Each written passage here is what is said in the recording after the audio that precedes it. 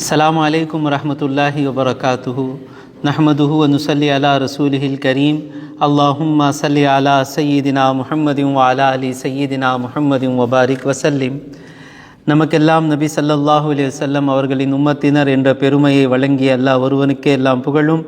சலாத்தும் சலாமும் கண்மணி நாயகம் ரசூலே கரீம் ஸல்லல்லாஹு அலைஹி வஸல்லம் அவர்கள் மீதும் அவர்களின் குடும்பத்தினர்கள் மீதும் சஹாபா பெருமக்கள் மீதும் என்றென்றும் நிலவட்டுமாக என்று கூறி எனது உரை ஆரம்பம் செய்கின்றேன்.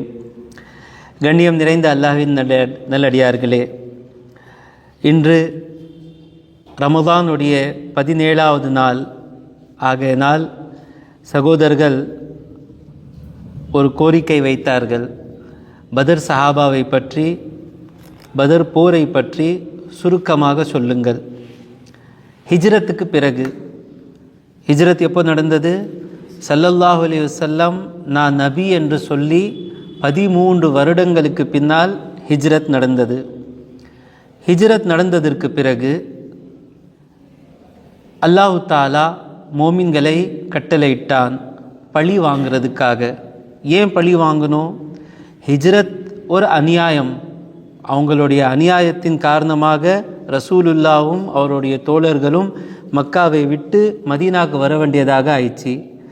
ஏன், எந்த அளவுக்கு கொடுமைன்னு சொன்னால், ஏழை சஹாபா பெருமக்களுக்கு அடித்தாங்க. பிலால் ரதியல்லாஹு தாலாவுடன் என்ன நடந்தது எல்லாமே தெரியும். எந்த அளவுக்குன்னு சொன்னால், எந்த இரவு ஸல்லல்லாஹு அலைஹி வஸல்லம் ஹிஜ்ரத் செய்தார்களோ அந்த இரவு ஸல்லல்லாஹு அலைஹி வஸல்லமை எல்லாமே சேர்ந்து கொலை செய்கிறதுக்கு பார்த்தாங்க.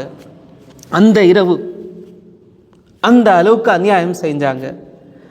இப்போ சஹாபா பெருமக்கள் எல்லாமே ஹிஜ்ரத் பண்ணதுக்கு பிறகு அவர்களுடைய பொருள்களும் அவர்களுடைய வீடுகளும் அவர்களுடைய நிலங்களும் அவர்களுடைய தோட்டங்களும் எல்லாத்தையும் இவங்க அநியாயமாக எடுத்துக்கிட்டாங்க. இது நம்முடைய பொருள் சொல்லி.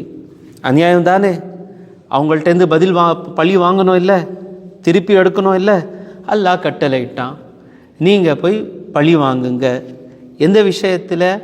அபூ சுஃபியான் இது வரைக்கும் ஒரு முஸ்லீம் ஆகலை, ரதியல்லாஹு தஆலா அன்ஹு. பிறகு முஸ்லீம் ஆகிட்டார்னால ரதியல்லாஹு தஆலா அன்ஹு சொல்கிறேன்.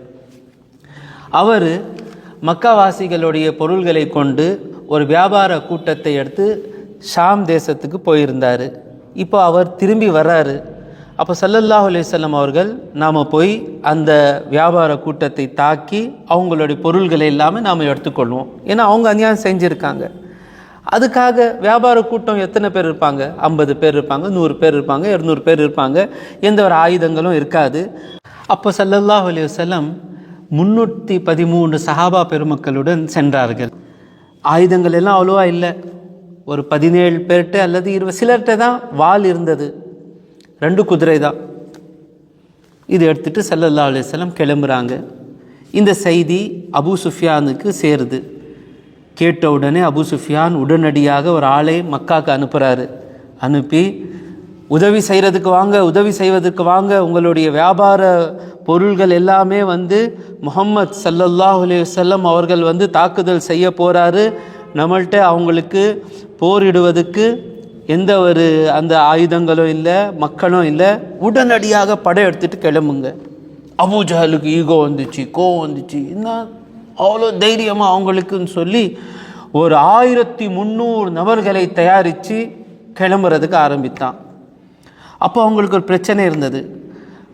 பனு பக்கர் சொல்லி ஒரு கூட்டத்தினர்கள், அவங்களுக்கும் மக்காவாசிகளுக்கும் பிரச்சனை. அப்போ நாம் எல்லாம் கிளம்பிட்டோன்னு சொன்னால் பின்னாலேருந்து இவங்க மக்கா மீது தாக்குதல் செய்யக்கூடாது அந்த பயத்தால் பேசிகிட்டு இருந்தாங்க. போகணுமா போக வேண்டாமா? அப்போ இப்லீஸ் ஒரு மனிதனாக வந்தான்.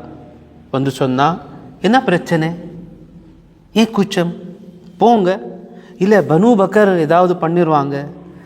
எனக்கு பனு பக்கர்காரங்க தெரியும், அவங்க போய் சொல்கிறான். அவங்கள்ட்ட நான் பேசிட்டேன், அவங்க எதுவுமே பண்ண மாட்டாங்க, நீங்கள் கிளம்புங்க. ஆனால் அபூ ஜஹலுக்கு ஒரு பயம் இருந்துச்சு. அப்போ அவன் என்ன பண்ணா, 300 நபர்கள், அதில் ஹாலித் பின் வலீத், அம்ர் பின் ஆஸ் ரதியல்லாஹு தஆலா அன்ஹு, இவர்களுக்கு நீங்கள் மக்காவில் இருங்க, ஒரு கால் பனு பக்கர் தாக்குதல் நடத்துனாங்கன்னா மக்காவை காப்பாற்றுவதற்காகன்னு சொல்லி 1000 பேர்களை கொண்டு கிளம்புனான். ஸல்லல்லாஹு அலைஹி வஸல்லம் பதர் இடத்துல வந்துட்டாங்க. ஸல்லல்லாஹு அலைஹி வஸல்லம் பதர்னா ஒரு கிணற்றின் பேர் பதர். அபூ சுஃபியான் அவர் வேறு வழி எடுத்து தப்பிச்சு மக்காவுக்கு கிளம்பிட்டார். தப்பிச்சிட்டார். பதரில் வந்து சந்திக்கலை ரசூலுல்லாவை, வேறு வழியாக கிளம்பிட்டார். உடனடியாக அவர் வந்து ஆளை அனுப்புகிறார். இப்போ போர் செய்கிறதுக்கு தேவையில்லை, நீங்கள் திரும்பி மக்காவுக்கு போயிடுங்க. கேட்ட உடனே உத்துபா, உமையத் இப்னு ஹல்ஃபு பெரியவங்கள்லாம் சொன்னாங்க, ஆமாப்பா, எதுக்கு நாம் போருக்கு போனோம், திரும்பிடலாம். ஆனால் இவன் இருந்தால் பாருங்கள், அபூ ஜஹல், ஈகோ, ரசூலுல்லா மீது உண்மையான குரோதம், பர்ஸ்னல் என்மிட்டி. அவன் சொன்னான், இப்போ நாம் தப்பிச்சிட்டோம், ஒவ்வொரு தடவை தப்பிக்க முடியுமா? முடியாது. இன்னும் அவங்களுக்கு ஒரு பாடம் சொல்லி கொடுக்கணும். நாம் யார்கிட்ட போய் விளையாடினாங்க? நம்மள்கிட்ட விளையாடினாங்க. அரபே பார்க்கும் நம்முடைய தைரியத்தை.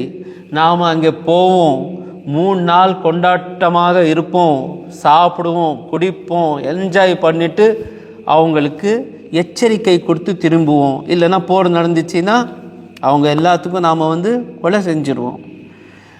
கிளம்பி வந்துட்டான். சஹாபா பெருமக்கள் அவங்க காத்துட்டு இருந்தது அந்த வியாபார கூட்டம். ஆனால் இங்கே ஒரு படையே வருது ஆயுதங்களுடன். இவங்கள்ட்ட இருக்கிறது 17 வாள்கள், இல்லைன்னா 20 வாள்கள். அவங்க வந்து ஃபுல் ஆயுதங்கள், எத்தனையோ குதிரை. போர் நடக்காது, அது மேட்சே இல்லை, மிஸ் மேட்ச். அப்போ சஹாபா பெருமக்களை கூப்பிட்டு, இருந்தவங்களை கூப்பிட்டு ஸல்லல்லாஹு அலைஹி வஸல்லம் வந்து ஆலோசனை கேட்குறார். என்ன செய்யலாம் சொல்லுங்க. அப்போது புதுசாக முஸ்லீம் ஆனவங்க சிலருக்கு வந்து பயம் வந்துச்சு, நம்ம இதுக்காக வரலையே, நம்மள்கிட்ட தயாரிப்பு இல்லையே, ஈமான் கொஞ்சம் கம்மியாக இருக்குது. அப்போது அபூபக்கர் சித்தீக் ரலியல்லாஹு தஆலா அன்ஹு சொன்னார், நாயகமே, போர் செய்யலாம், நாம் உங்கள் கூட இருக்கிறோம். உமர் ரலியல்லாஹு தஆலா அன்ஹு அவரும் நின்று பேசினார். அந்த நேரத்தில் மிக்தாத் பின் அம்ர் ரலியல்லாஹு தஆலா அன்ஹு, முஹாஜிர் சஹாபி. முஹாஜிர்னா என்னங்க? ஹிஜ்ரத் செஞ்சவங்க. யா ரசூலல்லாஹ், அல்லாவின் தூதரே, இம்தி லிமா அராக்கல்லாஹ், அல்லாஹ் எது உங்களுக்கு காட்டுகின்றானோ அதன்படி நீங்கள் செல்லுங்கள். ஃபனஹ்னு மஅகா, நாம் உங்களுடன் இருக்கிறோம். வல்லாஹி, அல்லாவின் மீது ஆணையாக, லா நகூலு லகா, நாம் உங்களுக்கு சொல்ல மாட்டோம். கமா காலத் பனு இஸ்ராயில் லி மூசா, மூசா அலைஹிஸ்ஸலாமுக்கு பனு இஸ்ராயில் கூட்டத்தினர்கள் சொன்னாங்கல்ல, ஒரு போர் இருந்துச்சு. அந்த போரில் வந்து ஜெயண்ட்ஸ், பெரிய பெரிய ஆளுங்கள்கிட்ட போய் சண்டை செய்யணும். ஈமானுடன் தான் போக முடியுமே தவிர நாம் பலத்தை பார்த்தா ஜெயிக்க முடியாது. அல்லாஹ்வுடைய சோதனை இருந்தது. அப்போ இந்த பனி இஸ்ராயல்காரங்க சொல்லிட்டாங்க, நாம் வரமாட்டோம் உங்கள் கூட. மூசா அலைஹிஸ்ஸலாம் சொன்னால், வாங்க, அல்லாஹ்வுடைய உதவி கிடைக்கும், அல்லாஹ் நம்முடன் இருக்கிறான்னு சொன்னப்போ, அல்லாஹ் உங்கள் கூட இருக்கான் இல்லை, ஃபத்ஹப், போங்க, அந்த ரப்புகா, நீங்கள் உங்களுடைய ரட்சகனுடன் போங்க, ஃபகாத்திலா, போய் போர் செய்யுங்க, இன்னா ஹாஹுனா காயிதுன், நாம் எங்கே உட்காந்துட்டு இருப்போம், அல்லாஹ்வுடைய உதவி கிடைக்கும் இல்லை, ஒரு அல்லாஹ் போதும் உங்களுக்கு, போய் அல்லாஹ் கூட போய் நீங்கள் போய் உதவி செய்யுங்க. மிக்தாத் ரலியல்லாஹு தஆலா சொல்கிறார், நாம் அந்த மாதிரி சொல்ல மாட்டோம் யா ரசூலல்லாஹ், நாம் உங்கள் கூட இருக்கோம். வலாக்கின், நாம் எப்படி சொல்லுவோம், இத்ஹப் அன்த வ ரப்புக ஃபகாத்திலா, தாங்களும் தங்களுடைய ரப்புடன் சென்று போரிடுங்கள். இன்னா மஅகும் முகாத்திலூன், நாம் உங்கள் கூட போர் செய்வோம். ஃபவல்லதி பஅஸக பில் ஹக்கி, யார் உங்களுக்கு உண்மையுடன் அனுப்பினானோ அவன் மீது ஆணையாக, லவ் சிர்த பினா இலா பர்கில் ஹிமாத், பர்கில் ஹிமாத் சொன்னால் ஒரு அந்த ஆஃப்ரிக்கா அரப் உடைய 2 தீவுகளுக்கு மத்தியில் இருக்கிற தூரமாக இருக்கிற ஒரு இடம், நீங்கள் அந்த இடத்துக்கு சென்றால் கூட லஜாதல்னா மஅக மந்தூனஹு, அந்த இடத்தை அடைகின்ற வரைக்கும் எத்தனை பேர் வர்றாங்களோ அவங்களுடன் போர் செய்து கொண்டே இருக்கும். ஹத்தா தப்லுகஹு, நீங்கள் அந்த இடத்தை அடைகின்ற வரை. 3 நபர்கள் சொல்லிட்டாங்க. 3 பேரும் முஹாஜிரீன்கள். அன்சார் சஹாபா. ஏதாவது நடந்துச்சின்னு சொன்னால், தோல்வி கிடைத்தால் யாருக்கு பாதிப்பு? மதீனாவாசிங்களுக்கு தானே பாதிப்பு. அப்போது அன்சார் சஹாபா அமைதியாக இருக்காங்க. அப்போ ஸல்லல்லாஹு அலைஹி வஸல்லம் கேட்டாங்க, எனக்கு ஆலோசனை கொடுங்க, எனக்கு ஆலோசனை கொடுங்க. அஷீரு அலையா யுஹன்னாஸ், மக்களே எனக்கு ஆலோசனை தாங்க. அப்போது அன்சார் சஹாபாவுடைய ஒரு தலைவர் சஅத் பின் முஆஸ் ரலியல்லாஹு தஆலா அன்ஹு, இவர் கந்தக் போரில் ஷஹீதானார்.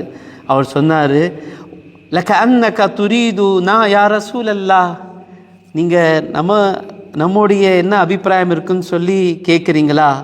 அஜல், ஆமாம். அப்போ அவர் சொன்னார், அது ஆமன் நாபிகா, நாம் உங்கள் மீது ஈமான் கொண்டோம். ஃபசத்தக் நாக்கா, உங்களுக்கு உண்மையான நபி என்று ஏற்றுக்கொண்டோம். ஓ ஷஹிதுனா அன்னா மா ஜிதா பிஹி ஹுவல் ஹக், நீங்கள் எது கொண்டு வந்தீர்களோ அது உண்மை என்று நம்ம சாட்சி சொல்லிட்டோம். வா அதைனாக்கா அலா தாலிகா உஹூதனா வ மவாசிகனா, இந்த விஷயத்தின் மீது நாம் உங்களுக்கு ஏற்கனவே வாக்கு கொடுத்துட்டோம். அல ஸம்இ வ தாஅதி, உங்களுடைய பேச்சு நாம் கேட்போம், நீங்கள் சொல்கிறபடி நாம் நடப்போம். ஃபம்தி யா ரசூலல்லாஹ் லிமா அரத்தா, நீங்கள் எது நாடுகிறீர்களோ அதை பக்கம் நீங்கள் செல்லுங்கள். ஃபவல்லதி பஅஸக பில் ஹக்கி, யார் உங்களுக்கு உண்மையுடன் அனுப்பினானோ அவன் மீது ஆணையாக, லவ் இஸ்தஅரதுத பினா ஹாதல் பஹ்ரா ஃபஹுதுதஹு லஹதுனாஹு மஅகா, இந்த கடல் இருக்கு பாருங்க, ஒரு கடல் வந்தா கூட நடுவில் அந்த கடல் தாண்டுவதற்காக நீங்கள் அந்த கடலில் நுழைந்தால் நாமும் உங்களுடன் அந்த கடலில் இறங்குவோம். அந்த அளவுக்கு நாம் தயாராக இருக்கிறோம். இது கேட்டவுடன் மா தஹல்லஃப மின்னா ரஜுலுன் வாஹிதுன், நீங்கள் கடலில் இறங்குனா கூட நாம இறங்கிடுவோம், நம்மில் ஒரு நபர் கூட பின்வாங்க மாட்டார். சொன்ன உடனே ஸல்லல்லாஹு அலைஹி வஸல்லம்க்கு மகிழ்ச்சி. ஃபசுர்ரா ரசூலுல்லாஹ் பி கௌலி சாத், சாதோடைய பேச்சு கேட்டு ரசூலுல்லாஹ்க்கு மகிழ்ச்சி கிடைத்தது, ஒரு உற்சாகம் கிடைச்சிச்சு. ஸல்லல்லாஹு அலைஹி வஸல்லம் அவர்கள் சொன்னார்கள், சீரு, செல்லுங்கள், வாபுஷிரு, சுப செய்தியுடன் செல்லுங்கள். ஃபைன் அல்லாஹ் தஆலா கத் வஅதனி இஹ்தத் தாயிஃபத்தைன், அல்லாஹ் எனக்கு 2 கூட்டத்தினரில் ஒரு கூட்டத்தின் மீது வெற்றி கொடுப்பேன்னு சொல்லி வாக்கு கொடுத்திருக்கான். ஒன்று அபு சுஃபியான் அவருடைய கூட்டம், 2வது இந்த படை, அது தப்பிச்சிச்சு. இந்த படை வந்து இருக்குல்ல, அல்லாஹ் எனக்கு வாக்கு கொடுத்துட்டான், 2த்துல ஒரு படை மீது எங்களுக்கு வெற்றி கிடைக்கும்னு சொல்லி வாக்கு கொடுத்திருக்கான்.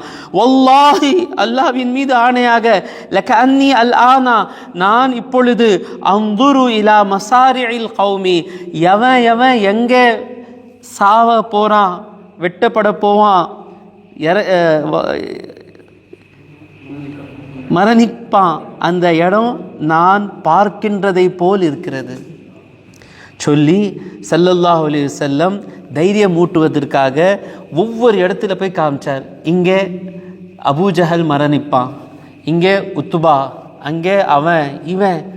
சஹாபா பெருமக்களுக்கு சிலருக்கு என்ன டவுட் இருந்தது, எப்படி பெரிய படையுடன் போர் செய்யணும்னு சொல்லி தானே. ஆனால் ரசூலுல்லாவுடைய பேச்சு மீது அவங்களுக்கு சந்தேகம் இல்லை. ரசூல் சொன்னால் நடக்கும்னு சொல்லி உறுதியாக அவங்களுக்கு தெரியும். அப்போ அந்த தைரியத்துடன் போர் ஆரம்பம் ஆயிடுச்சு. எல்லாமே ஈமானுடன் இருக்கின்றார்கள். போர் ஆரம்பம் ஆனதுக்கு பிறகு ஆரம்பத்தில் அவங்க அரபுடைய கலாச்சாரம் எப்படின்னு சொன்னால் முபாரஸா நடக்கும். முபாரஸான்னு சொன்னால் ஒரு படையிலேருந்து படை வீரர்கள், இந்த படையிலேருந்து படை வீரர்கள் ஒருத்தரோ 2 பேர் வந்து போரிடுவாங்க ஆரம்பத்தில். அந்த போருக்கு பிறகு போர் ஆரம்பமாகும். யாருடைய படை வீரர்கள் ஜெயிச்சிட்டாங்களோ அவங்க ஒரு தைரியத்துடன் கிளத்தில் இறங்குவாங்க. யாருடைய படை வீரர்கள் தோத்துட்டாங்களோ ஆரம்பமே சரியாக இருக்காது. இப்போது ஃபஸ்ட்டு முபாரஸா நடக்குது. முபாரஸா நடக்கிற நேரத்தில் குரைஷோடைய தலைவன் உத்பா, அவனுடைய தம்பி ஷைபா, அவனுடைய மகன் வலீத், 3 நபர்கள் வர்றாங்க. வந்து யா முஹம்மத் அஹ்ரிஜ், உங்கள் ஆளுங்களை அனுப்புங்க. அப்போது அன்சார்லேருந்து 3 சஹாபா பெருமக்கள் வந்தாங்க. உத்பா சொன்னால் நமக்கு தோதுவானவங்களே அனுப்புங்க. அப்போ ஸல்லல்லாஹு அலைஹி வஸல்லம் ஹஸரத் ஹம்ஸா ரஸியல்லாஹு தஆலா அவர்களுக்கும் அலி ரஸியல்லாஹு தஆலா அன்ஹு அவர்களுக்கும் அபு உபைத், சரியா பேர் ஞாபகம் இல்லை, அவர் 3, இவங்க 3 பேரும் ஸல்லல்லாஹு அலைஹி வஸல்லமுடைய குடும்பத்தினர்கள். அப்போ உத்பா பார்த்து சொன்னால் இது தோதுவான போர் நடந்தது. 3 காஃபிர்களும் இறந்துட்டாங்க, வெட்டப்பட்டாங்க. சஹாபா பெருமக்கள் ஜெயிச்சிட்டாங்க. அதுக்கு பிறகு போர் ஆரம்பமாயிடுச்சு.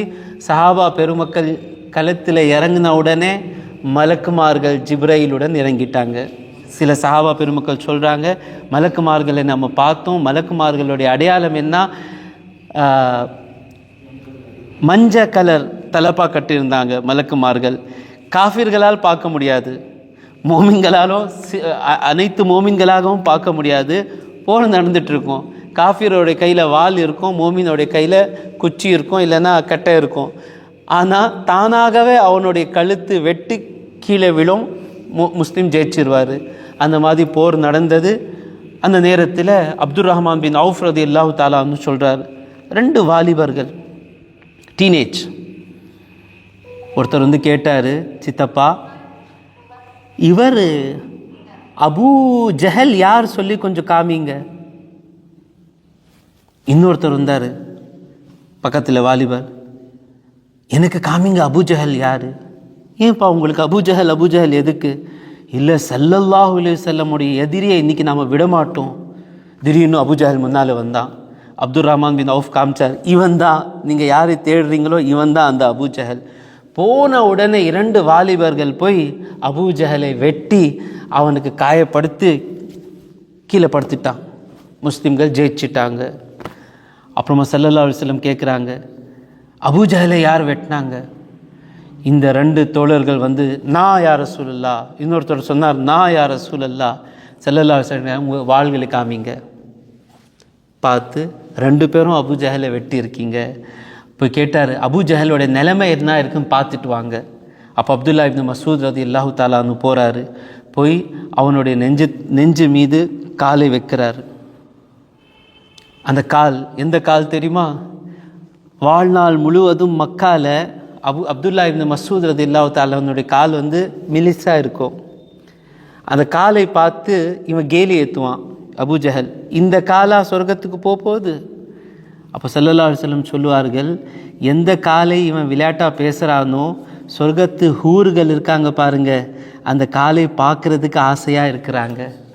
அல்லாஹ் அந்த காலை அவனுடைய நெஞ்சின் மீது வச்சான். வைத்ததற்கு பிறகு கேட்டான் அபூ ஜஹல். ஃபஸ்ட்டு சொன்னான், ஆடை மேய்க்கக்கூடியவனே, நீ ஒரு பெரிய இடத்துல ஏறி இருக்க, திமிரு பாருங்க. மூசா அலைஹிஸ்ஸலாமுடைய ஃபிரௌன் கடைசி நேரத்தில் ஈமான் கொண்டேன்னு சொல்கிறதுக்கு முயற்சி செஞ்சான். ஆனால் இவன் கடைசி நேரத்தில் கூட அந்த பெருமை போல. அப்போ பிறகு கேட்டான், யாருக்கு வெற்றி கிடைத்தது, உண்மையாக பேசு. அப்துல்லா இப்னு மஸ்ஊத் சொன்னார், அல்லாஹுக்கும் அவனுடைய தூதருக்கும் அவனுடைய மோமின்களுக்கு வெற்றி கிடைத்தது என்று சொல்லி அவனை வெட்டி நரகத்துக்கு அனுப்பிட்டாங்க. முஸ்லீம்கள் ஜெயிச்சதுக்கு பிறகு ஸல்லல்லாஹு அலைஹி வஸல்லம் 3 நாட்கள் அங்கே இருந்தாங்க. அந்த 3 நாட்களுக்கு பிறகு கிளம்புற நேரத்தில் எல்லா அந்த காஃபிர்களுடைய அந்த சடலங்களை ஒரு மக்கி போன கிணற்றில் போட்டிருந்தாங்க. அங்கே வந்து ஸல்லல்லாஹு அலைஹி வஸல்லம் கேட்குறாரு, யா அபா ஜஹல், யா உத்பா, யா ஷைபா, ஹல் வஜத்தும் மா வஅதா ரப்புக்கும் ஹக்கா. எது உங்களுக்கு உங்களுடைய படைத்த ஆள்பவன் வாக்களித்தானோ அது உண்மைன்னு சொல்லி பெற்றுக்கொண்டீர்களா? இன்னா வஜத்னா மா வஅதா ரப்புனா ஹக்கா. நமக்கு நம்முடைய படைத்த ஆள்பவன் எது வாக்கு கொடுத்தானோ அது உண்மை என்று நாம் பெற்றுக்கொண்டோம். உமர் ரலியல்லாஹு தஆலா அன்ஹு கேட்குறார், யா ரசூலல்லாஹ், செத்து போனவங்கள்ட்ட போய் நீங்கள் பேசுகிறீங்களே, அவங்க எப்படி கேட்பாங்க? அப்போ ஸல்லல்லாஹு அலைஹி வஸல்லம் அவர்கள் சொன்னார்கள், உங்களை விட இவங்க தான் அதிகமாக என்னுடைய பேச்சை கேட்கிறார்கள் என்று. அந்த போர் முடிந்தது. அந்த போருக்கு பிறகு என்ன நடந்தது அது வேறு வரலாறு. இன்ஷா அல்லாஹ் தபாரக்கு தஆலா அடுத்த வருடம் ரமதான் மாதத்தில் அந்த வசனங்கள் வருகின்ற நேரத்தில் அதை பற்றி நாம் கேட்போம். வாஹிரு தாவானா அனில் ஹம்துலில்லாஹி ரப்பில் ஆலமீன்.